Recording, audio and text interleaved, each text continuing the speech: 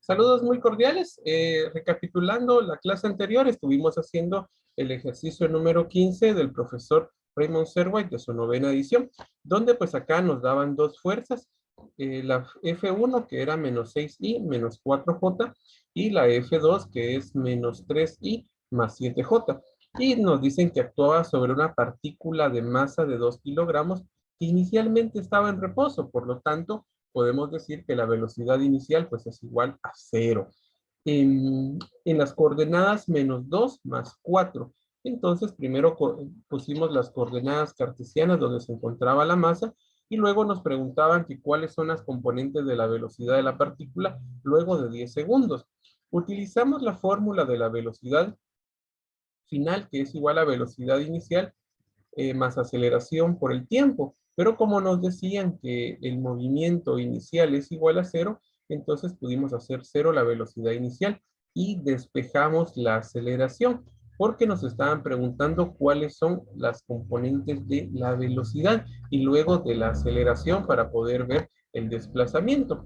Entonces, la velocidad final luego de cierto espacio, pues es igual a la aceleración multiplicada por el tiempo, donde la aceleración, pues básicamente sabemos que es igual, la fuerza es igual a masa por aceleración, por lo tanto la aceleración es igual a la fuerza partido masa. En este caso la fuerza pues fue dividida dentro de 2 kilogramos, que es la masa, y nos resultó que el componente I es igual a 4.5 I, solo que negativo por el negativo que ya traía el componente I. Luego 3 dividido 2 nos da 1.5 multiplicado por 10 y pues ahí ya teníamos el componente de la velocidad multiplicado a los 10 segundos que nos dio 45i más 15j. Luego de eso nos preguntaron en qué dirección se mueve la partícula en el instante t igual a 10 segundos. Y pues teníamos el movimiento hacia dónde se dirigía con respecto al ángulo. Por ejemplo, acá el 45i significa que está hacia el lado izquierdo del plano cartesiano. Y el 15j, pues, perdón, simbolizaba el plano cartesiano hacia la parte de arriba. Triángulo, rectángulo, identidades trigonométricas. Vemos que tengo opuesto y tengo adyacente, puedo relacionarlo con la parte de la tangente y decir que la tangente pues es igual al opuesto partido adyacente. Entonces, al despejar el ángulo nos quedará que es la tangente inversa de 15, que es el opuesto.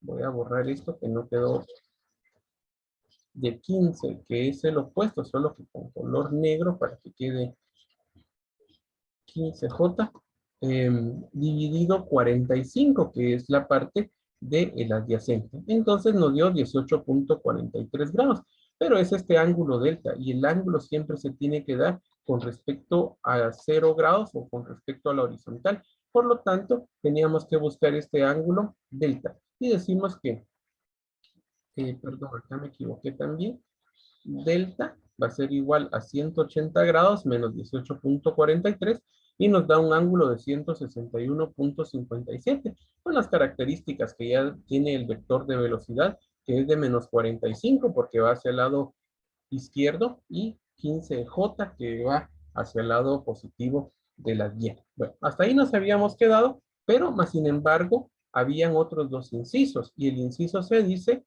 ¿qué desplazamiento experimenta la partícula durante los primeros 10 segundos?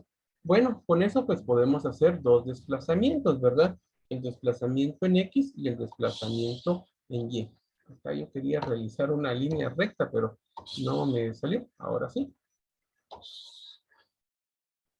Ahora colocamos el inciso C. Y en el inciso C podemos decir que tengo un desplazamiento en X. Por lo tanto, puedo utilizar la posición final, que es igual a una posición inicial, más la velocidad inicial multiplicada por el tiempo, más un medio de la aceleración por el tiempo elevado al cuadrado.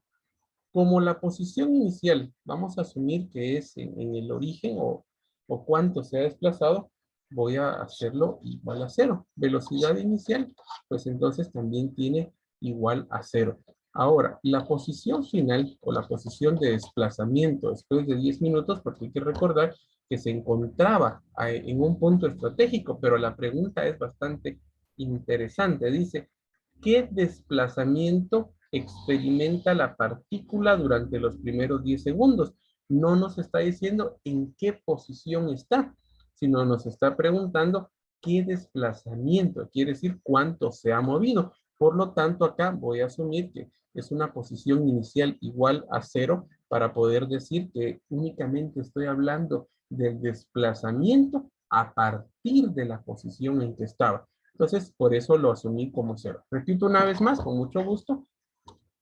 Aunque la posición inicial tiene menos 2,4, lo que me está preguntando acá es el desplazamiento, es decir, a partir de eso, ¿cuánto se movió? Por ejemplo, acá puedo decir que se movió 3 unidades hacia acá arriba, pero eso es lo que me están preguntando, ¿cuánto se desplazó después de 10 segundos? Bueno, entonces ahora ya puedo poder decir un medio, la aceleración, ya tenemos ese componente de la aceleración en X, que es, ahorita regreso, es igual a 4,5 negativos.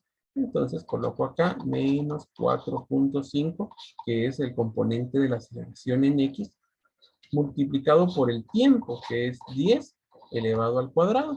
Entonces puedo decir que la posición final debería ser la siguiente. Creo que no tengo aperturada la calculadora, entonces me van a tener que dar por lo menos unos 5, no menos. Ahora sí trabajo rápido la calculadora. Sería 0,5 multiplicado por menos 4,5. Siempre vale la pena recalcar que este es el negativo y este es el signo de sustracción. Y luego lo vamos a multiplicar por 10 elevado al cuadrado, que pues básicamente es 100, ¿verdad? Le doy Enter y me da un total de 225 negativos. Ese es el desplazamiento que ha tenido después de 10 segundos. No la posición, porque la posición, se recordarán que estaba en menos 2, quiere decir que la posición tendría que ser menos 227. Pero lo único que me están preguntando acá es el desplazamiento. Y ojo con eso porque puede ser que en algún momento se les haga la pregunta y no es lo mismo el desplazamiento que ha tenido que la posición en la que se encuentra. Bueno, ahora voy con el desplazamiento en Y. Y digo, posición inicial en Y más una velocidad inicial en Y multiplicada por el tiempo más un medio de la aceleración en Y multiplicada por el tiempo elevado al cuadrado. Asumo que estoy comenzando desde cero porque me están preguntando un desplazamiento y no una posición. Velocidad inicial igual a 0 porque me dicen que parte del reposo.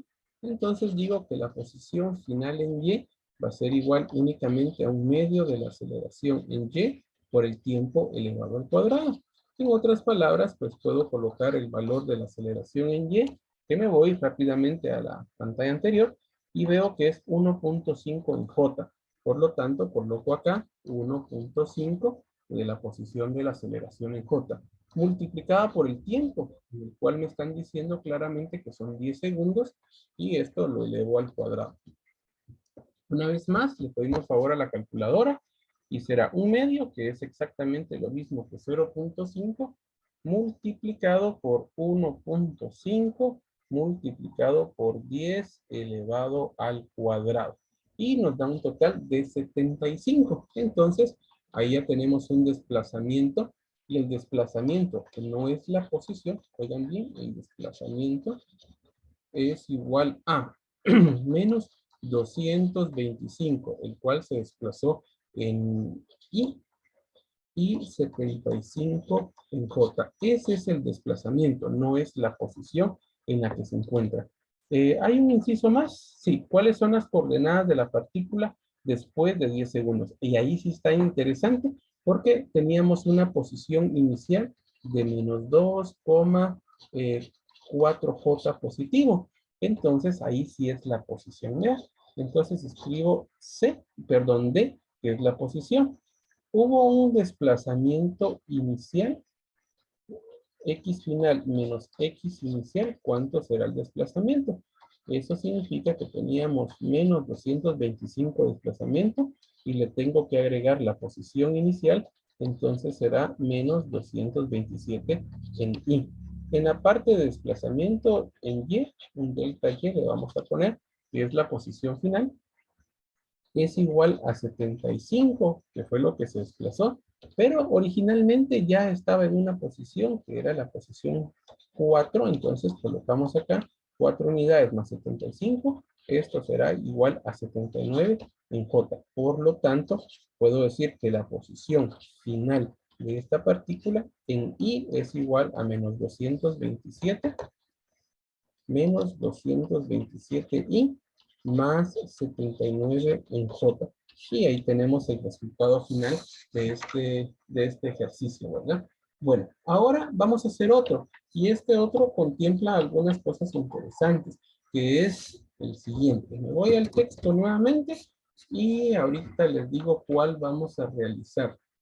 Vamos a ver, por acá lo había visto. Sí, vamos a utilizar este de un carro que jala un remolque. Es bastante clásico para poder aprender cómo es el desplazamiento y sobre todo cómo se comportan las tensiones. Ahí se recuerdan que las tensiones pues no es más que acción y reacción. Con la misma fuerza que yo estoy jalando algo, con esa misma fuerza me está absorbiendo o, o dándome la otra fuerza. Coloco la respuesta y la amplío.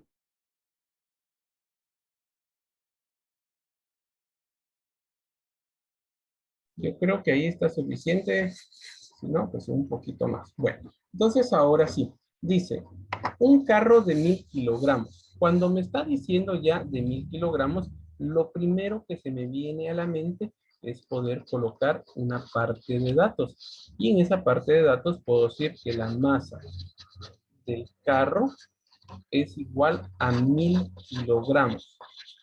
Jala un remolque, entonces también tengo una masa de un remolque con un valor de 300 kilogramos. Juntos, el carro y el remolque se mueven hacia adelante con una aceleración constante, una aceleración de 2.15 metros sobre segundos al cuadrado.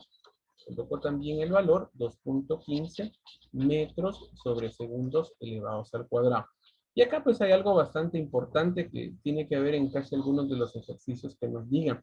Ignore cualquier fuerza de arrastre del aire. Por ejemplo, si hay algún viento, pues también tendría una fuerza que agregarse a este movimiento del carro remolque sobre el carro y todas las fuerzas de fricción sobre el remolque.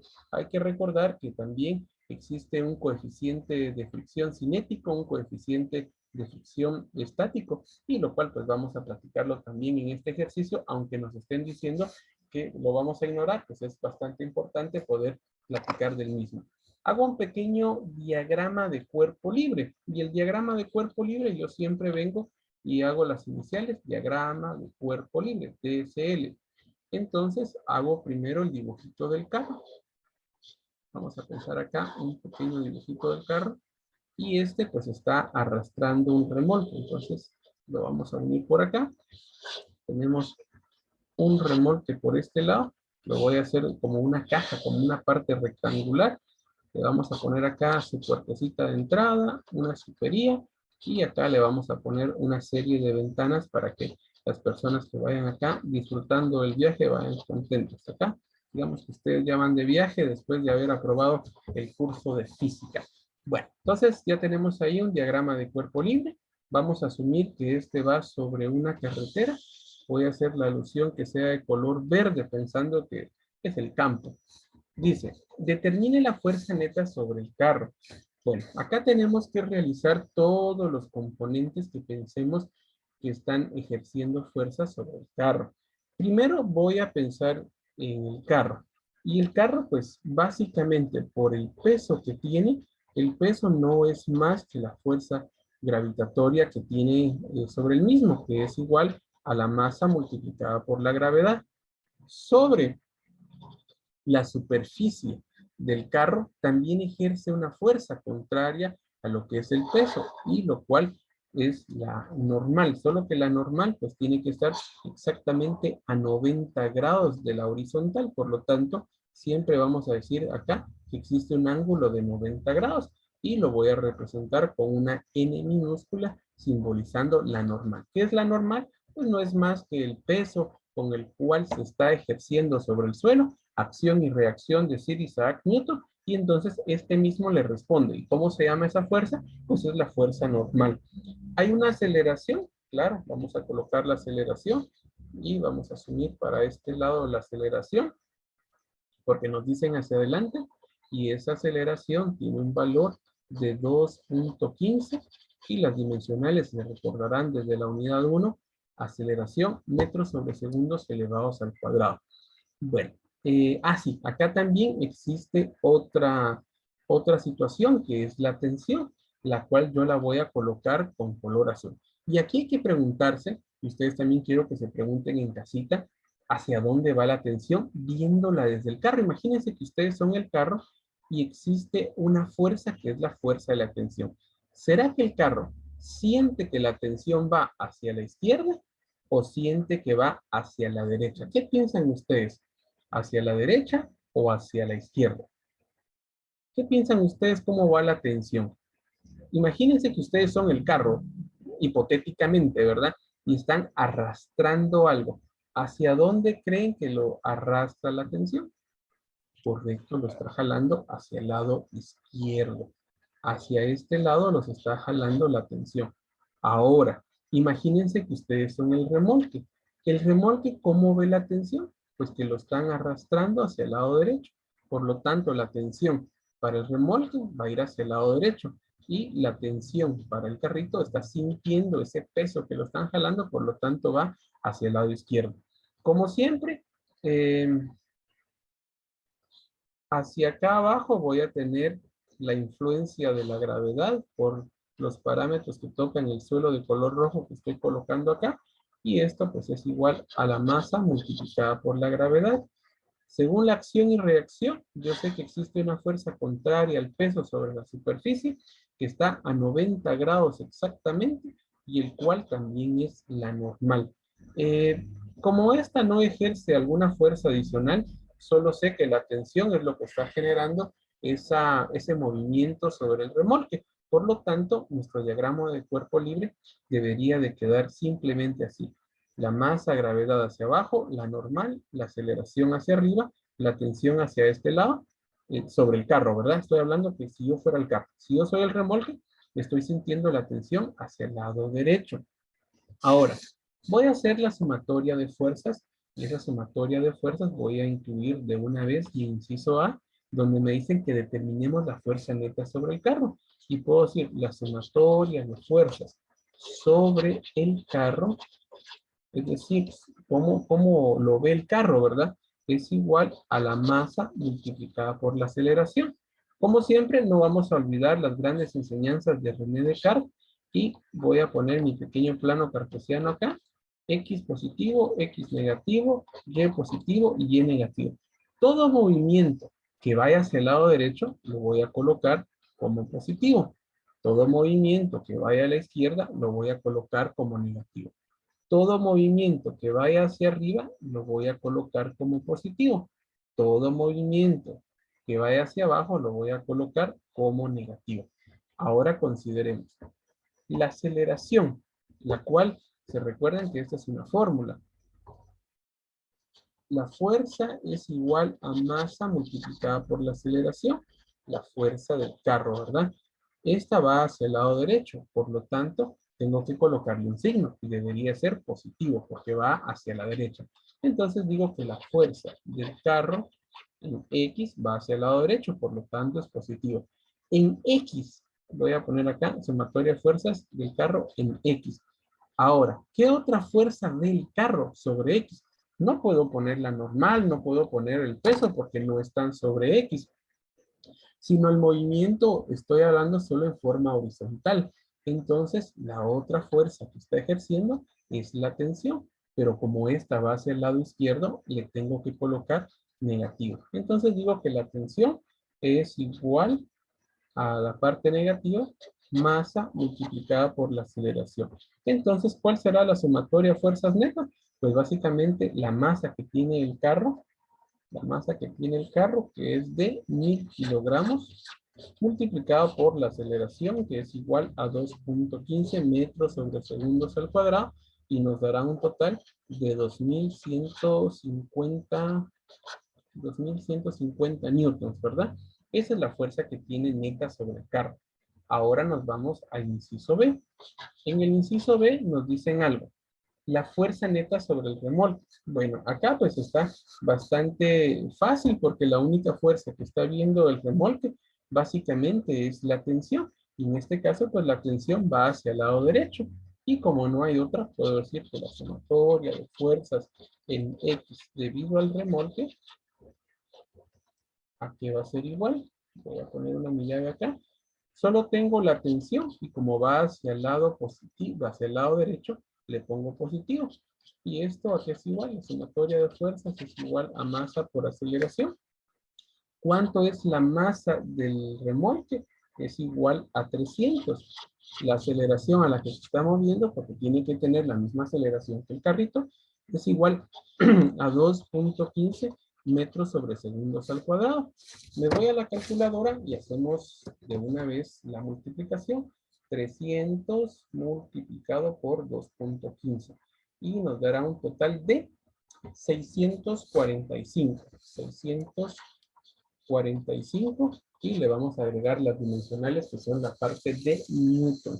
Bueno, ya tenemos esto. Ahora vamos a ver inciso C.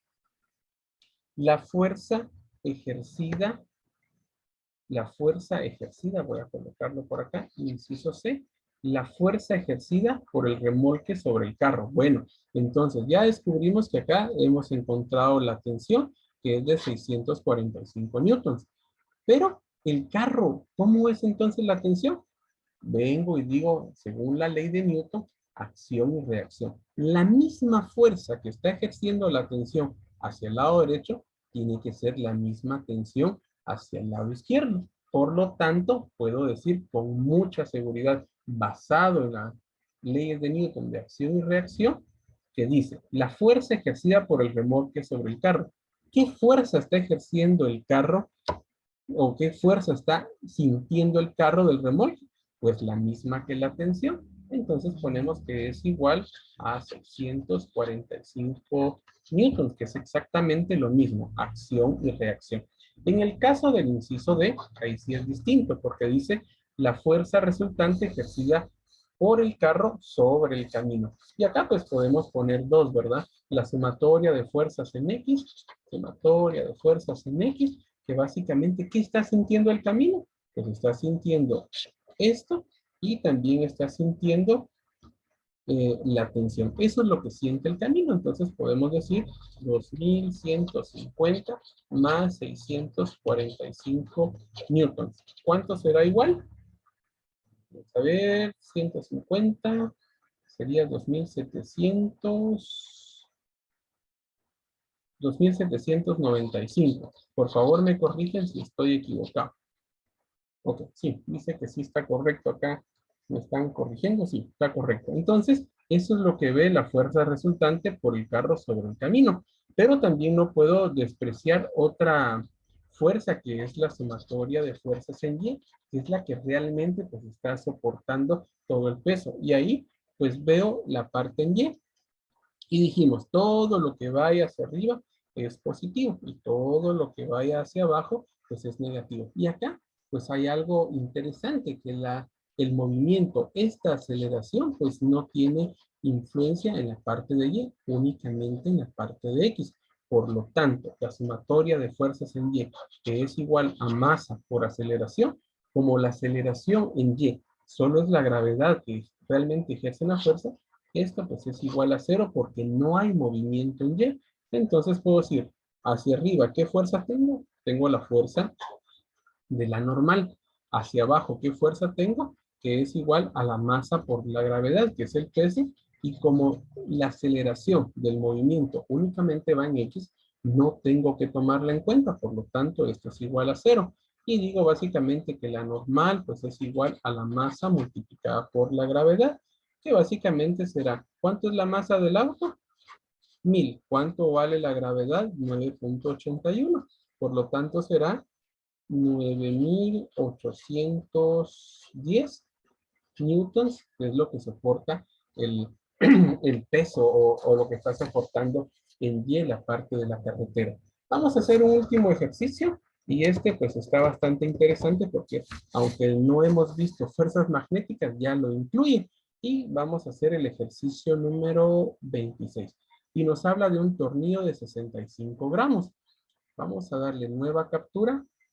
Y como siempre, lo copiamos, lo pegamos, lo ampliamos en la pizarra para poder considerar a todos aquellos que nos están viendo o monitoreando desde su teléfono móvil o alguna tableta para que se vea correctamente. Bueno, dice lo siguiente.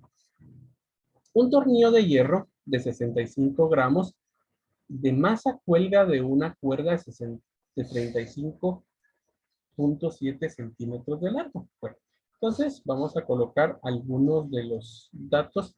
Yo pienso que tal vez, permítanme, vamos a ver, solo quiero ver qué es lo que preguntan acá. 35.7 centímetros de largo. El extremo superior de la cuerda está fijo, sin tocarlo. Un imán atrae el tornillo de modo que permanece fijo, desplazado horizontalmente 28 centímetros a la derecha de la línea vertical previa de la cuerda. Ok, ahora entiendo. El imán está ubicado a la derecha del tornillo y al mismo nivel vertical que el tornillo en la configuración final. Inciso A.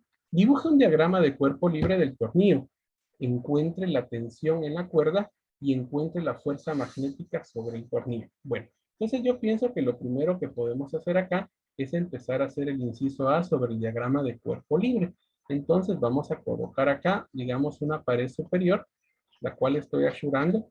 Inicialmente, digamos que acá estaba la cuerda y vamos a decir que acá tenemos un tornillo. Vamos a poner aquí la forma de tornillo y esta sobre el suelo. Vamos a poner acá el suelo, pero a cierta distancia tenemos un imán. El imán pues básicamente se establece con dos polos, ¿verdad? El polo norte y vamos a colocar la parte del polo sur y la cual viene, digamos que sea un momento cero. Como esto tiene propiedades ferromagnéticas, hace una atracción. Eso quiere decir que, vamos a poner el imán, está ejerciendo una fuerza de atracción hacia este lado. Y entonces el tornillo pues se va a empezar a mover, a mover, a mover. Y entonces en un momento 2, ¿cómo nos queda el tornillo? Nuevamente hago por acá tal vez el dibujo. Hago el dibujo nuevamente de un momento 2 o un momento 1, perdón. Y ya la línea vertical donde estaba verticalmente la cuerda, pues ya no está, sino ahora pues esta se ha movido debido al imán. Voy a colocar el imán por acá, que es a 28 centímetros, y entonces la cuerda con color negro ha quedado en una forma inclinada. Y por acá digamos que tengo ya el imán atraído por el tornillo atraído por el imán. Esto pues tiene un desplazamiento y ese desplazamiento nos dicen que es de 28 centímetros. Entonces colocamos acá 28 centímetros, pero en el sistema internacional nosotros sabemos que esto es igual a 0.28 metros. La cuerda tiene una dimensión de 35.7 centímetros. En sistema internacional podemos colocarlo como 0.357 metros. Y pues acá viene y se forma un ángulo. Ahora, como acá está el imán, tengo que hacer un diagrama vectorial del mismo. Entonces, primero tengo que pensar, el tornillo, que es esta partícula que estoy colocando acá, vamos a poner aquí, el tornillo digamos que es esta partícula. Hay cosas que uno no puede obviar, y entre esas cosas que uno no puede obviar, la gravedad junto con el peso siempre van a traer en una forma completamente vertical, perdón, a cualquier elemento en el planeta Tierra. Entonces, la masa y la gravedad van completamente hacia abajo. Este puntito negro que he colocado es el tornillo. Ahora, la inclinación que tenemos hacia acá, esa es la parte de la tensión. Y pues ahí tenemos que pensar, ¿será que la tensión va hacia abajo o la tensión va hacia arriba? Si el peso está hacia abajo, la tensión tiene que hacer una fuerza contraria hacia arriba para poder mantener ese peso. Por lo tanto, la tensión acá va a ir hacia arriba. Repito una vez más, con mucho gusto. Acá tengo yo el tornillo y ese tornillo, pues no podemos obviarlo. La gravedad pues siempre va a estar ejerciendo una fuerza que es completamente hacia abajo y entonces esa fuerza pues va a ser la masa multiplicada por la gravedad. Y otro que tengo que pensar es la parte de la tensión. Si en caso el peso ya sabemos que va hacia abajo, entonces la tensión por las leyes de Newton, acción y reacción, tiene que ejercer una fuerza igual pero contraria hacia arriba. Pero ahora viene algo, como esto está inclinado, yo puedo decir que existen dos componentes de la tensión. Un componente de la tensión tiene que ir hacia este lado, hacia el lado izquierdo, que es el de X, ¿verdad? Pero también está el componente vertical de la tensión en Y. Si yo hago mi diagrama de cuerpo libre de la sumatoria de fuerzas en Y, la tensión en Y va a estar acá con la masa y la gravedad. Y otra de las fuerzas que nosotros tenemos que no he colocado, y lo voy a poner con color negro, es la tracción que ejerce el imán sobre el tornillo. Entonces, esa fuerza está hacia este lado. Le voy a colocar que es la fuerza y los campos magnéticos, que más adelante me agradaría que estuvieran en el curso de física eléctrica, los vamos a denotar con la letra B, P mayúscula. Y los campos eléctricos se denotan con una letra E mayúscula también. Entonces acá pues es una fuerza ejercida magnéticamente por la parte del imán. Para que ustedes se recuerden, vamos a colocar que esto es debido a un imán y no que es algún campo eléctrico que esté generando alguna fluctuación en el tiempo y espacio. Bueno, ahora yo he visto que se ha formado un ángulo. Ese ángulo, si quieren, le voy a llamar el nombre de delta. Entonces aquí pues ya puedo hacer algunas componentes adicionales, como por ejemplo la primera que se me ocurre. Se recuerdan que estamos trabajando el inciso A, que es el diagrama de cuerpo libre. Ya tenemos nuestro diagrama de cuerpo libre. Ahora nos dicen que encontremos la tensión en la cuerda. Con mucho gusto. Colocamos acá nuestro inciso B y la pregunta va a ser ¿cuánto vale la tensión? Cuando se refieren a la tensión están preguntando la magnitud o la parte de la hipotenusa, pero para poder llegar a eso yo tengo que hacer algunos argumentos trigonométricos, principalmente decir, el coseno del ángulo delta es igual al adyacente. ¿Cuál es el adyacente? Es la tensión en X dividido la hipotenusa, que es la tensión. Entonces puedo decir que la tensión en X, esto que está dividiendo pasa a multiplicar, me quedará la tensión multiplicada por el coseno de delta. Ahora voy con la parte del seno y digo, el seno de delta es igual al opuesto. ¿Cuál es el opuesto? La tensión en Y, dividido la hipotenusa, que es la tensión. Por lo tanto, mi tensión en Y va a ser igual a T veces el seno del ángulo delta.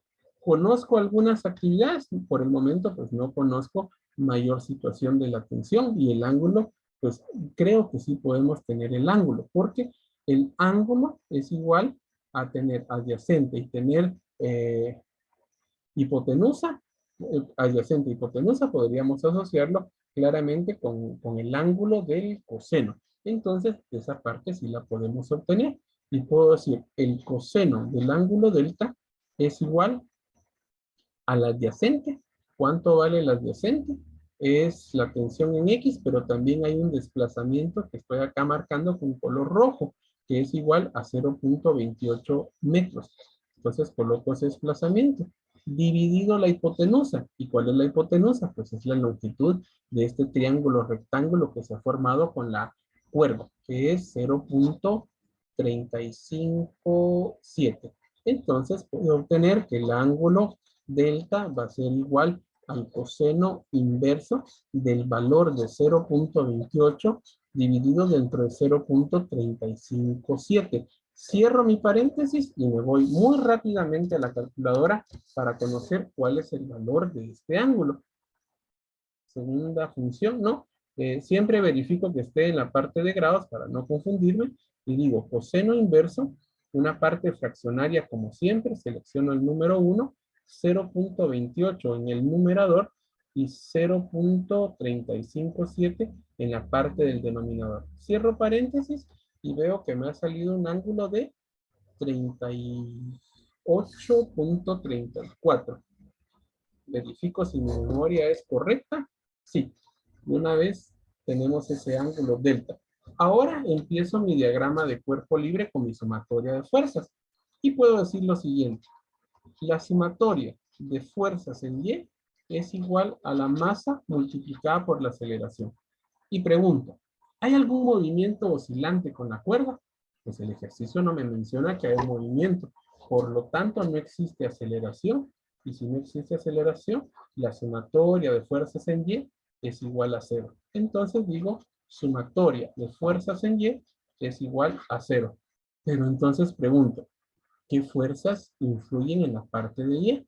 Y yo veo que acá hacia arriba tengo la tensión en Y, por lo tanto la coloco como positiva porque va hacia arriba.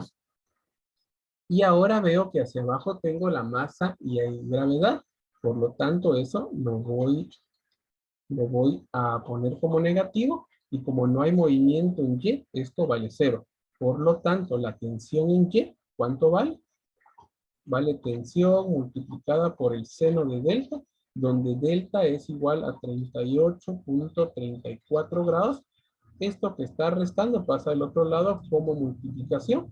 Y la masa, ¿cuánto vale la masa? Es igual a 65 gramos, dividido dentro de 1000 será 0.065 gramos, multiplicado por la gravedad, que es igual a 9.81. Acá me preguntan siempre, y es bastante interesante responder, ¿será que le coloco signo negativo a la gravedad porque va hacia abajo? Ya lo hicimos acá en el análisis del diagrama de cuerpo libre, al decir que esto iba hacia abajo, por eso le coloqué de una vez el signo negativo. Acá pues básicamente ya solo es de poder resolver. Entonces digo que la tensión va a ser igual a 0.065 multiplicado por 9.81.